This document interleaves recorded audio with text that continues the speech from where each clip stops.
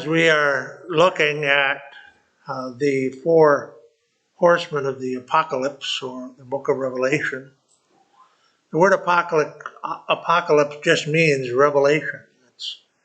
Many people look at the word apocalypse and they say, well, that's the end of the world. Prophetically, we know that's not true. The end of the world won't happen for at least, from this point forward, 1,007 years. Has to be the rapture of the church, 7 years of tribulation, 1,000-year kingdom on earth, and then cometh the end. But all this time, within up until the kingdom age, there's a presence of evil in the world. Now, in the kingdom age, Satan, the false prophet, and the Antichrist will be bound in the abyss for those 1,000 years. And at the end of the kingdom age, Satan will be loosed for a little season. Now, whatever that is, we don't know. But essentially it means a short season, not a long season. It won't be a season if we think 3 months of the year is a season. It won't even be a full season. But during that time, he will be able to raise an army of insurrection against Jesus Christ, who is reigning from Jerusalem. Now, there is no satanic temptation in the world except what exists in the hearts of man, and yet many men and women who are born during the kingdom age will not be born again. They will not trust in the Messiah, even though he is alive and living and ruling in the world. And there'll be a perfect government, otherwise governed by glorified believers, distributed throughout all the world. And yet unbelievers will still exist. People who hate the things of God. Yes, John? Will all Jewish people be saved? Well, at the beginning of the kingdom, only saved people go into the kingdom age. So the nation of Israel at that time will be only saved Jews. They will marry, be given in marriage, have children, and then those children will need to trust in Christ just like any Gentile does. And there'll be Gentiles who, of course, survive the kingdom, are born again, survive the tribulation, are born again, and will enter into the kingdom. And the Bible, of course, teaches as the numbers of the sands of the sea will be recovered, as well as the Jews, the numbers as the sands of the sea. But they'll all the children have to get saved. And I think the grand message of the kingdom age is, even with a perfect government, beginning with all saved people, it ends up with a lot of lost people. And so there's failure. But the major failure is the human sin nature. The fact that we are not willing to submit ourselves to the Lordship of Jesus Christ. Karen? Is the curse lifted in the millennium, or not till the new heaven and new earth? Not till the new heaven and new earth. Still be a curse existing, otherwise there'll still be human beings in natural sinful bodies, and who will, of course, require a priesthood, that new priesthood of believers. In the kingdom age, there's no need, or in the new heaven and new earth, there's no need of a priesthood, because we'll all be priests before God. We'll represent ourselves, and God will represent himself to us. So there will be no need of a priesthood by then. Now, during the curse, remember now, when we say that there's no curse in the eternal state, there still is a curse, right? But there is no more death. And where does the curse exist in the eternal state? Remember that place at the white throne, Daniel? You're talking about the eternal state or the millennial reign? Well, the millennial reign is different than the eternal state. Yeah, we're talking about the eternal state. We're talking about, is there still a curse in the eternal state? Oh, I see. The eternal state. You guys still have lost people who are cursed. Lost people cursed, and where are they? No. In hell, the lake of fire, which is the second death. And so there's no curse anymore on the redeemed who are now spending eternity with God. He shall be with us and shall be our God, and we will be able to speak with him face to face. And however that's going to work itself all out, I don't know. But remember at the beginning when Adam and Eve fell into sin, God's grace put humanity in the darkness. Why was it necessary for him to put humanity in the darkness to his revelation? Daniel? We would all been killed. Right, his glory would have destroyed us. Now, Satan has used that darkness and ignorance for millennia to deceive. He is ultimately the deceiver. That's how he, of course, brought sin into the world through his own deception of Adam, and brought sin into humanity, and thereby stole dominion from Adam. And redemption is God's historical working in the darkness, which every time you think of the darkness, think of the darkness of the ignorance of God. That was necessary. Now the glory of God, if we go back and look at every time the glory of God is revealed, it is essentially the attributes, character, and nature of God manifest.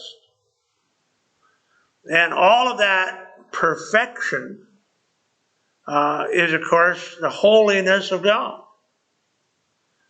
And, of course, it's his goal to restore humanity, the redeemed, back to that state of perfect holiness. That's also part of salvation. Now, Satan is just the opposite. He wants to keep us in the darkness of ignorance, and he wants to increase our ignorance with false information. He wants humanity to worship evil in some form. And that is the mystery of iniquity that doth already work. And so in the revelation of these four horsemen, we are seeing really what Satan's real goal is through the Antichrist. What his real objective is. He comes first of all as a peacemaker, counterfeiting Christ, bringing war. Then in the second seal, he comes offering life, and he brings destruction. Now in the third seal, he comes as the black horse.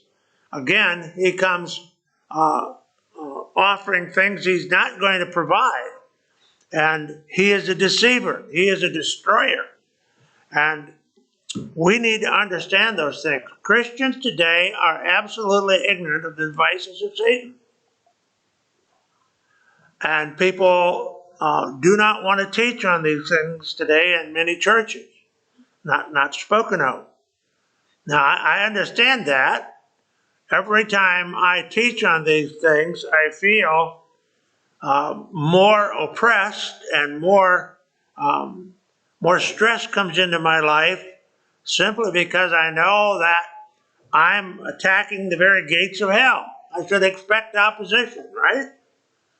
So when you preach on these kind of things, in the series that I've done on these kind of things over the years, have always been the most difficult times, months sometimes, where there are great difficulties and trials that come into our lives due to this kind of teaching. Satan does not want to be exposed.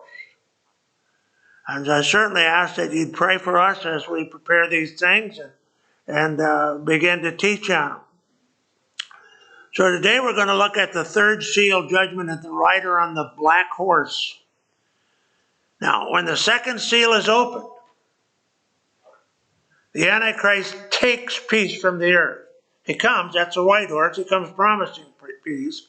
But when the second seal is open, he takes peace. And the natural consequence is that men will begin to kill each other. Whether this is war or just various factions and small army gangs that will arise and begin destroying one another like gangland wars is unclear. Patty and I were watching a documentary on one of these major cities. I think one of them was Vancouver, Canada.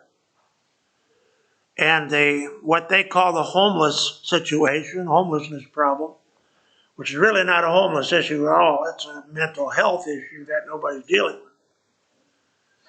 But there could be 30 to 100 murders a week in that area. People using drugs right onto the street, right in open view, and laying there in the street dying. Nobody to help. Now, this is the culture that we are developing here in the United States. Most major metropolitan areas of our country are here. They're there right now. Go take a look at Seattle, Washington, Portland, Oregon, Los Angeles, California, San Francisco, California, Dallas, Houston, Texas area, metropolitan of Minneapolis here, St. Paul. Take a look at these areas. New York City, Boston, Philadelphia. Philadelphia has become a place where it's dangerous to even go into the city. And of course, we could list Chicago and Detroit and hundreds of other cities that are just like this. What is this? This is a preparation for this time. Imagine what will happen when the restraint of God is removed. It's almost there now. There is no restraint. People are picked up for robbery, murder. They're given a bond out, a signature bond, often no money at all because they don't have any money. They don't have any room in the prisons for jails for them. So they release them back into the street, and the very next day, or the very next, maybe the same day, they're right back doing the same things again. So this culture is already rapidly developing around the world in most large cities of the world. London, for instance, is just almost gone. Sweden and Stockholm, Sweden is there, and over again this is. So this will happen on an international scale with many people struggling to gain power in this new world order. Hate and greed and selfishness will become the dominant motivational forces in the world. And now in these sealed judgments, we see God allowing the world to reap the corruption they have sown in their own rejection of the Lordship of Jesus Christ and the Word of God. Secular humanism is anti-Christ. Atheism is anti-Christ. They're not just unbelievers in God, they hate believers.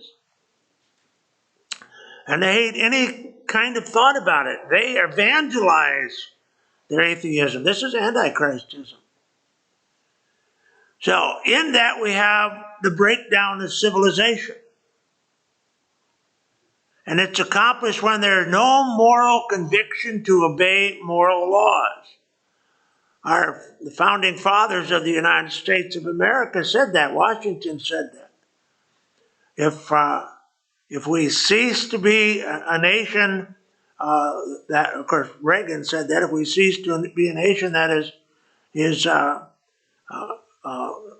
believing, we'll cease to be a nation governed by the Word of God. And we'll end up in absolute chaos. And this type of society is then reduced to a police state, almost there, and to anarchy. Now, this was before the rapture of the church. Take the church and true Bible-believing Christians out of that. Now, the society tries to take us out of that now, right? They try to isolate us. And that means if you're going to talk about Jesus, do it inside the walls of your church. Don't talk about him anywhere else. And it's almost like a culture shock if you mention the name of Jesus in a public place. So if this is the main descriptor of the 7-year tribulation, it will be much more devastating in the loss of lives than even in World War with neighbors killing neighbors. I think we're almost there. We are just about ready to have a civil war in this country. Now, have you noticed that most of the conservatives today are not necessarily Bible-believing Christians? And these guys, these folks, even though they're conservatives, I don't say they're any more dangerous than the liberals because they would kill the conservative, but I think they're coming to the place where the conservatives are about ready to say enough of this. And they'll have a civil war. Now, I don't endorse that. I think that's completely wrong. But it could very much happen. And, maybe this country will come to that place where we had the first Civil War, where people are going to have to choose on which side they're going to fight. Because I think that's very well could happen. Now, I think very quickly you're going to see our nation move into a police state. And we're almost there already, right? They're almost ready to federalize the state army reserves and military. They're already talking about that. What is that? That's a police state. Under a police state, you lose all of your constitutional rights. The rights to bear arms, those are gone. The rights to freedom of speech, those are gone. The freedom of press, those are gone. Under a police state, or martial law is what it's called, all of those are gone. That's why I don't think they're pushing too much for all this, because I think they're very close to knowing this is what they're going to do. Now, the great sword given to the Antichrist is obviously some great weapon or authority that will give him the ability for destruction of life directed primarily at Israel. But I think the great sword is not a military armament. I think the great sword is the internet. I think that is how they will control society. So sovereign, now that's a guess. It's completely subjective. The Bible doesn't say it's the internet, but it certainly could be a great tool, and it is a great tool of destruction in this world today. I don't know how any parent would ever let their child have a cell phone today. I'm not even sure I'm going to let Patty keep her. She enjoys her phone, but I don't think that's something any child should have today. And certainly internet access should be greatly limited today, not just for children, but for parents. And you need to put some protection and accountability upon the devices that you use. And every parent, I mean, it's expensive to do that, but do it. If you have a TV in your home, put some protective devices on it. Now, sovereignty is defined as the absolute authority over life and death. And I believe this is what defines the great sword.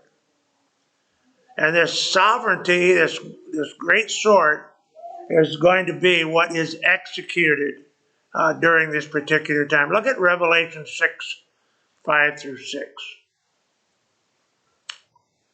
This is the third seal. And when he opened the third seal, who opens it again? Who's opening it? The Lamb. And who is the Lamb? The resurrected Jesus Christ, seated and glorified at the right hand of the Father. So he opened the third seal, and I heard the beast say. Now again, the beast is the instruments of God's judgment, the cherubim of God. The cherubim are what they are. Seraphim are what they do. Seraphim means burners, but they're the same beings. And here, the word beast simply means a living creature. He's not a fallen angel. He's an eternal, holy angel, righteous angel. And the third beast, this third cherubim says what? Come and see. Come and see. Who is he speaking to again? All the heavenly host around the throne of God, particularly the redeemed, who have been now resurrected and glorified.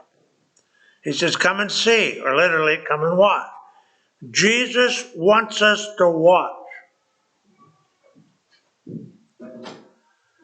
And I beheld. Now, John here represents all believers. And lo, a black horse. He that sat on him had a pair of balances in his hands. And I heard a voice in the midst of the four beasts say, a measure of wheat for a penny, and 3 measures of barley for a penny. And see thou hurt not the oil and the wine. Now, what are the balances representative of in our culture and throughout the world? Commerce and trade. Commerce and what? Trade. Trade and one other thing. Well, payment. Okay, payment. Another thing too, justice. Right? The Lady Justice who is blinded and she holds what? Balances in her hand. All of these things are true. Now, I think it can represent all of these issues. And I think here, in this context, the primary issue of balances is trade and commerce. It is the economy. And so we would say, she holds the economy in her hands. And the control of the economy is what this is talking about. Now that is what's going on in this scenario, this context. So she says a measure of wheat for a penny. You control the economy, you control what things cost. Okay, John, you're a farmer. Who controls what you sell your wheat for, your corn for? Marketplace. Marketplace. But who really controls it? It's government controlled in many cases. It's government subsidized and government controlled. Now, anything the government subsidizes, the government seeks to control to some degree. Now, years ago, they would tell a farmer, well, you can plant this and you can't plant this. And if you've got some land that you don't want to grow anything on, we'll pay you not to grow anything on that. And over again. And the government started getting into agricultural business through these controls. Now the smart farmers said, no, we're not gonna do that. We're not gonna do that. But not all of them did. And pretty soon you had the government subsidizing many farmers. Some of the farming industries were controlled greatly. Then they were controlling the cost of products by limiting what was exported and then what was imported. When we had great surpluses, there were times they were importing grains from other countries. We didn't need it. And what did that do to our prices here? Right, it lowered our prices. So who paid for it? Taxpayer.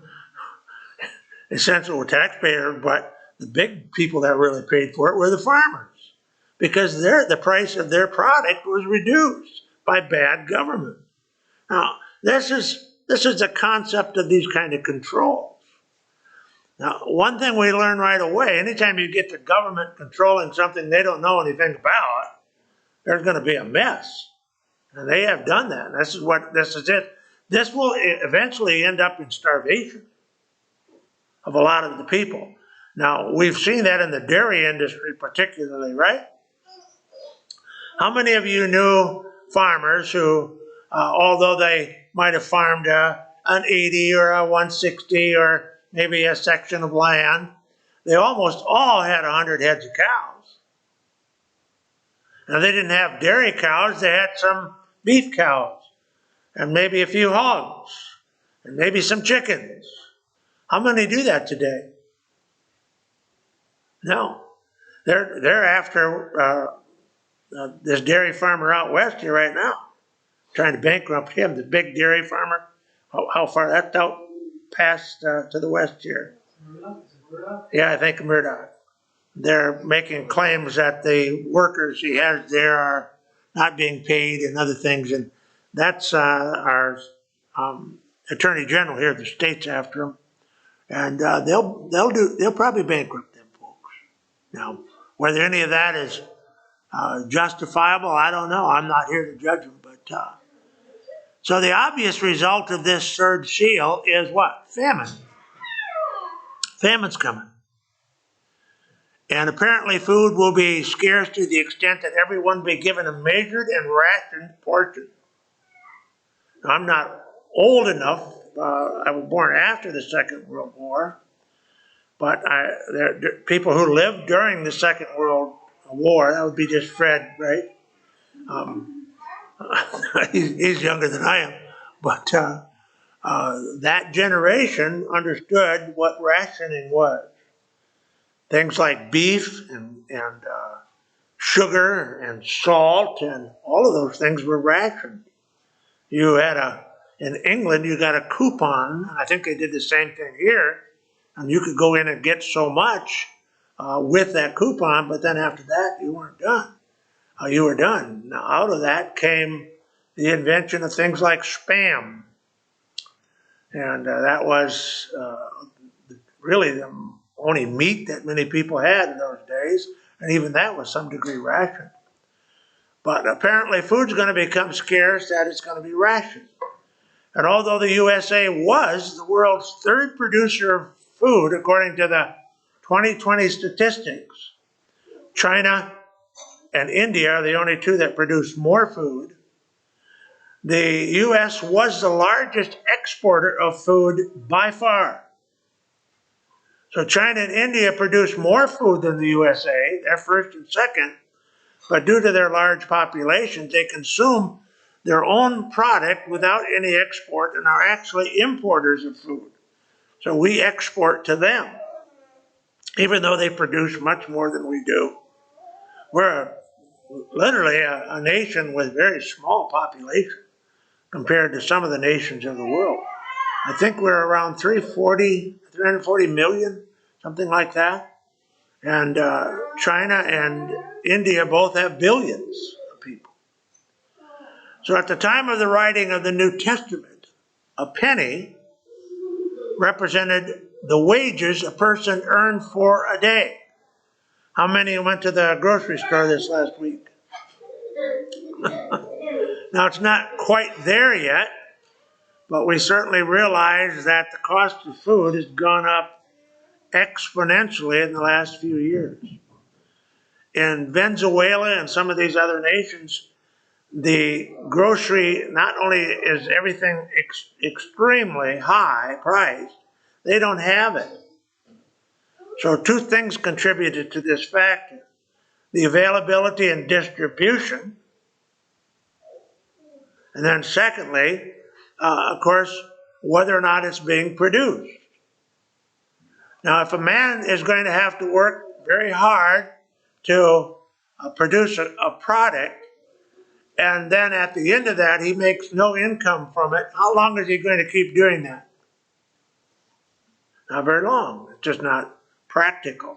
That's what happened in the dairy industry and the hog industry and the beef industry around our country. Most of the producers, the small producers, which produce most of the product, have been taken over by large, huge companies, huge farmers, because they can do it on a mass production. But even they are not making a lot of money. And you say, how in the world can you spend $15 a pound for beef and not make money on it. Well, the farmer's not getting $15 a pound. Not anywhere close to it. So at the time of the writing of the New Testament, a penny represented the wages of a person 4 days' work. Otherwise, you worked all day long. The measure of wheat was a quart. And the intent of this comparison is that people will work all day just to feed themselves. And that will not always be possible. There will be times they won't make enough. Now, there are places in the world right today where people work a whole month for $3. Most of the food they eat, they grow themselves. They're self-sustaining. Now, if the United States, again, became a nation where we need to be self-sustaining, how many people do you think are educated and knowledgeable enough to even do it? Could they grow their own food, can it, have the knowledge of what it takes just to have what they need to sustain themselves? I don't think so. There's a lot more work to that than many people realize. So Matthew 20 verse 2 says, and when he had agreed with the laborers for a penny a day, this is in the parable of that parable, he sent them away into his vineyard. Now remember, this is a big objection, there's a big fight going on.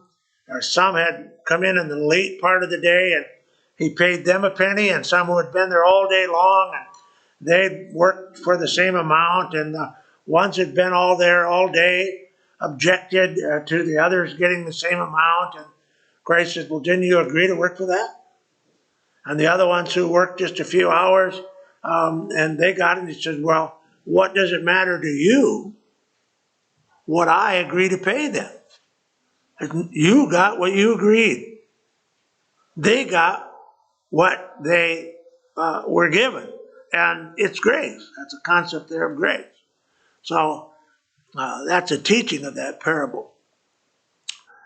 Now, any questions, discussion about any of this so far? Anything you want to add or contribute?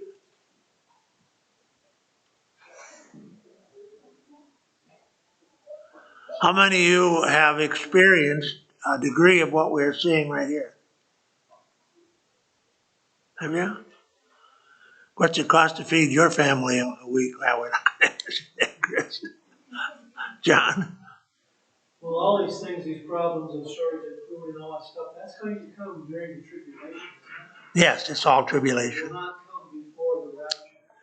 Yes, it won't come before. Well, It will tend to. yeah, we see the seasons. Otherwise, we can see the setting of the sun, and we know the times and the seasons. So this is what we're seeing right now is simply a precursor to something that is going to get much more severe during the tribulation time. This is all happening in the first 3.5 years of the trib. John? And when we talk about the big sword, when we talk about the balances of justice, when we talk about the internet, that's all going to come together for after the rapture, all going to come together for bad times forever. Oh yeah, very, very difficult times. And again, the intent here is to represent the fact that this Antichrist is being revealed to Christians today so we can educate those who will go into the tribulation lost. And in that education of them, maybe they will say, okay, maybe that radical Daniel Johnson knew what he was talking about, and this Jesus he's talking about, we should maybe reconsider that. And that's really what the intent of this is in this text, John. You don't mean that the Antichrist is being revealed to us. You mean that a type, the description of someone who will be that is Right. being revealed. And if people are paying attention and they miss the rapture, then they better be really paying attention and get saved so they can get killed and go to heaven Yes. instead of going through all this other thing. Yeah, the Antichrist may be alive on planet Earth right now, but this is after the rapture, and now these texts are given to believers who live now to teach people who they love about what's going to happen, because I believe we're right there. I believe we're on that historical paradigm where we should be very much listening for the trump. I believe I watch for the Lord's coming every single day. I expect to hear the trump sound and hear the Lord say, "Come up hither." And I expect that to happen any day. And why then am I teaching this to a bunch of people who already believe the Bible and are born again? Because I believe we have a very short time to prepare the people who have not believed and have rejected Christ to use prophecy to teach them what's going to happen after you disappear. And I might just start that conversation. One of these days I'm going to disappear. And here's some of the things that are going to happen. Here's some of the things you should be watching for. And they're going to come presented to you as one thing, but they're not going to be that. They're going to be something else. They're going to offer this, but this is what they're going to get from it, because God's not going to bless it. And when you see these things come, then remember all those times I've witnessed to you about Jesus Christ and be born again. And, those are some things. And that's a good way to send these things out when you see them up on the internet or see them on the church website.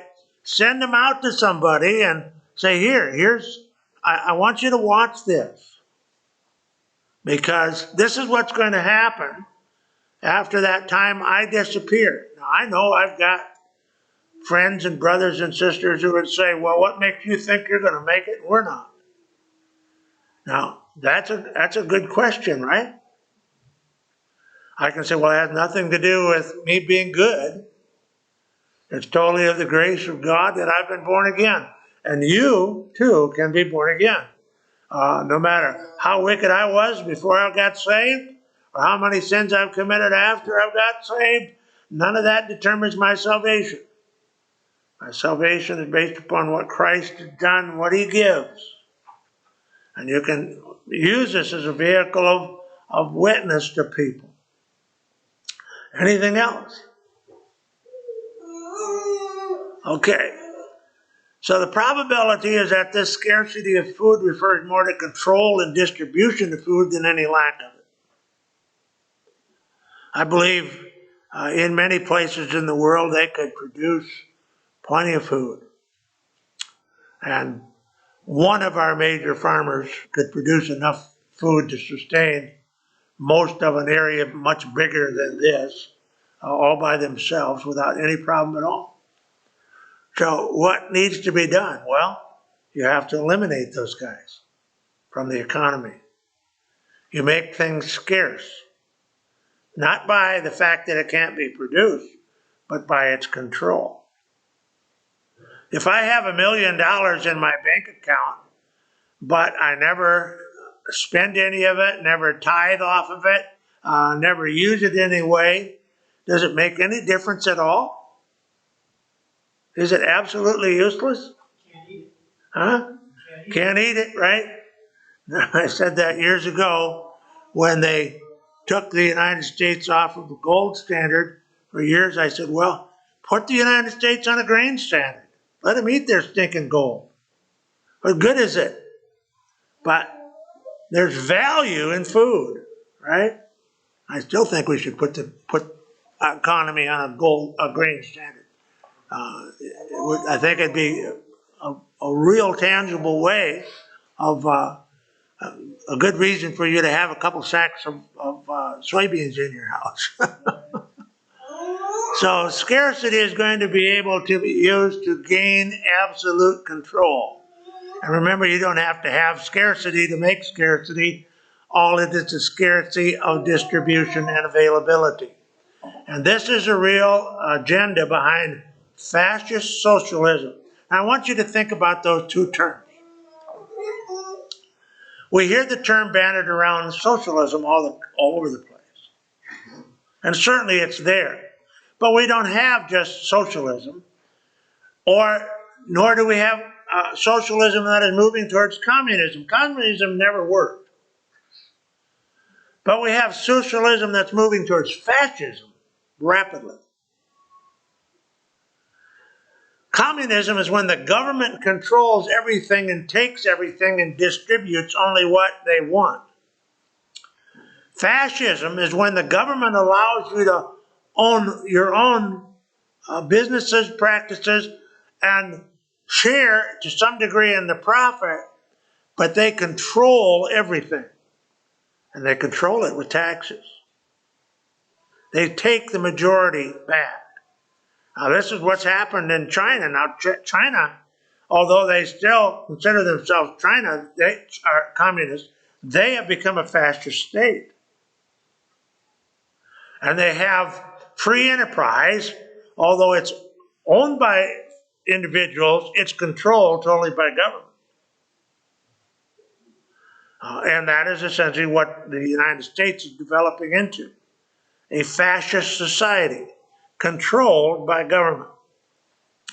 So this is what really behind liberal politics and their Green New Deal, hiding behind their noble smokescreen of redistribution of wealth.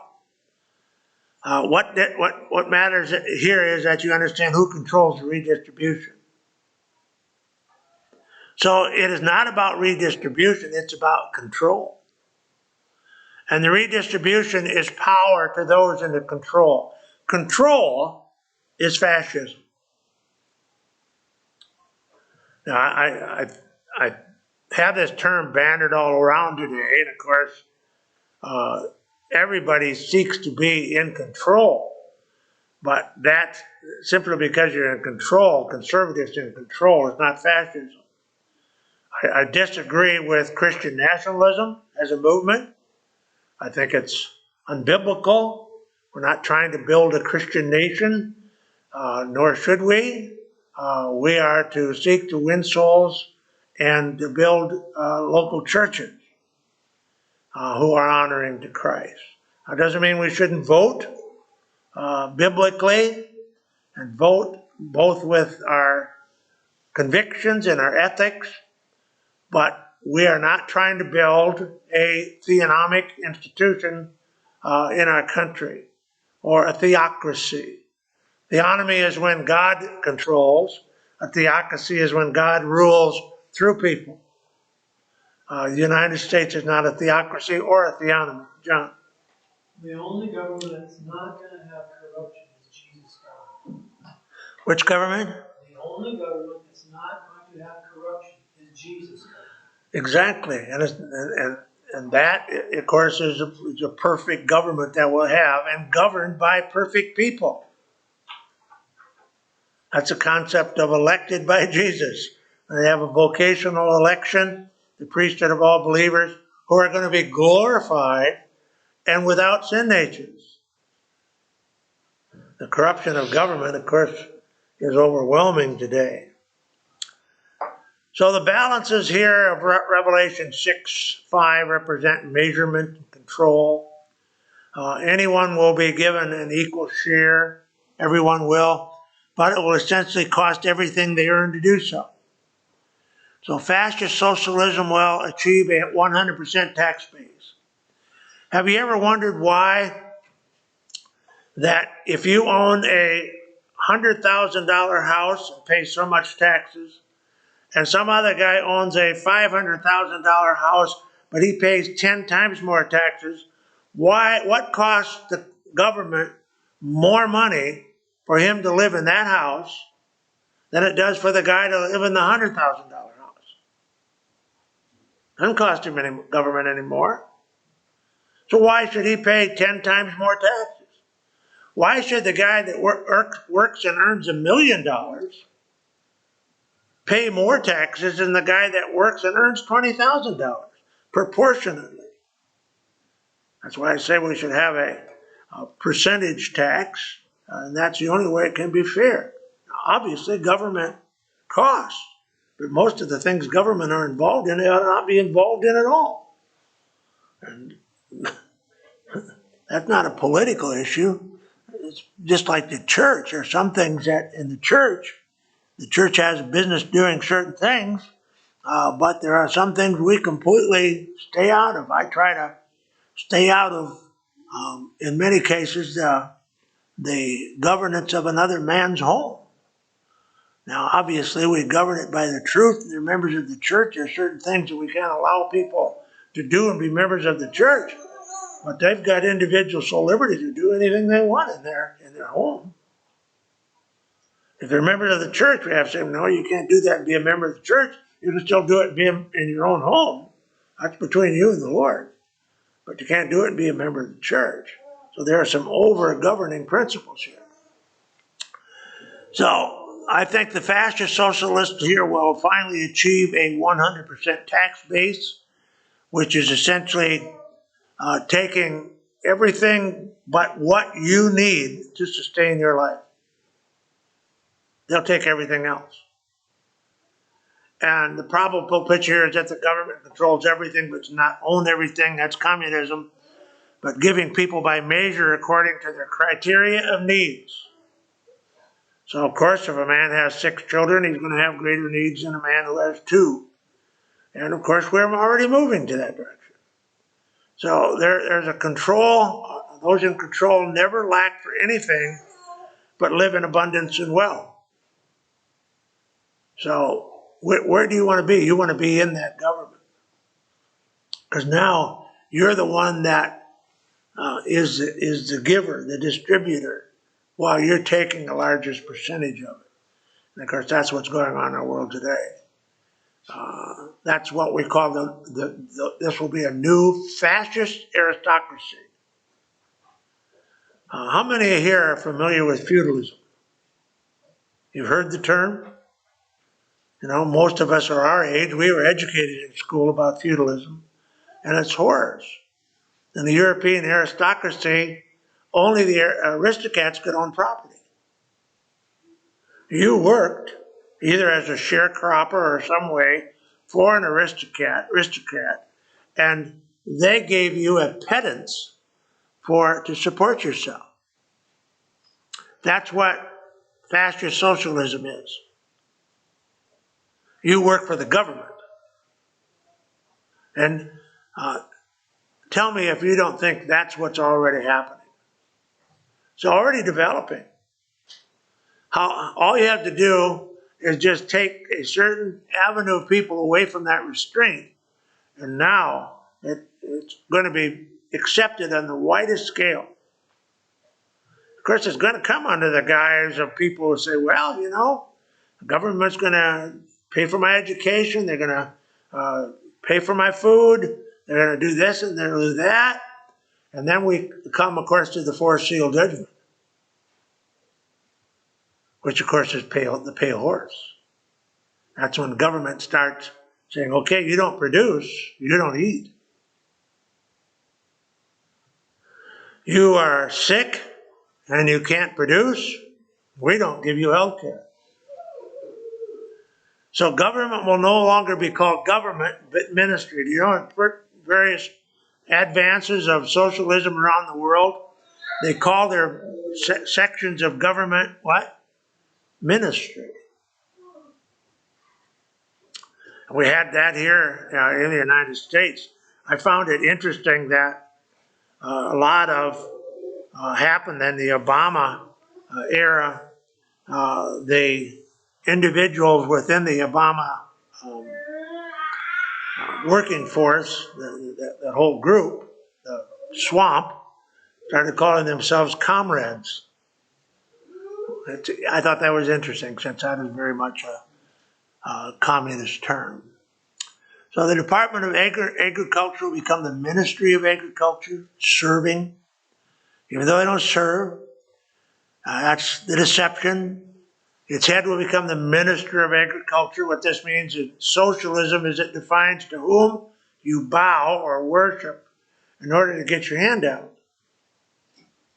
And those not aligned with those in control will live in want and desperation.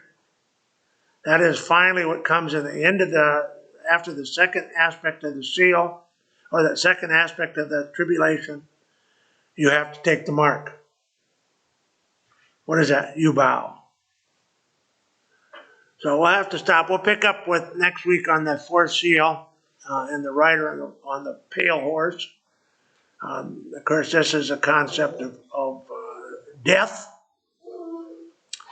and what happens there. Now, I believe we're seeing a lot of this come into place already right now. How many have saw on the news this week that the state of Minnesota is trying to pass a law for doctor-assisted suicides? See that? Now, where is the opposition to this? There's almost none. Now we talk about it, but there's no vocalization about it. There's no public outcry about it. There's no letter to the editor about it. I don't even get a paper, so there's no such, most of the time nobody reads those things anymore anyway. The only discussion about it, what goes on in the social media, that's being controlled by liberals. So the discussion is absent in most cases from any kind of real discussion. But we'll look at that next week. Questions, comments?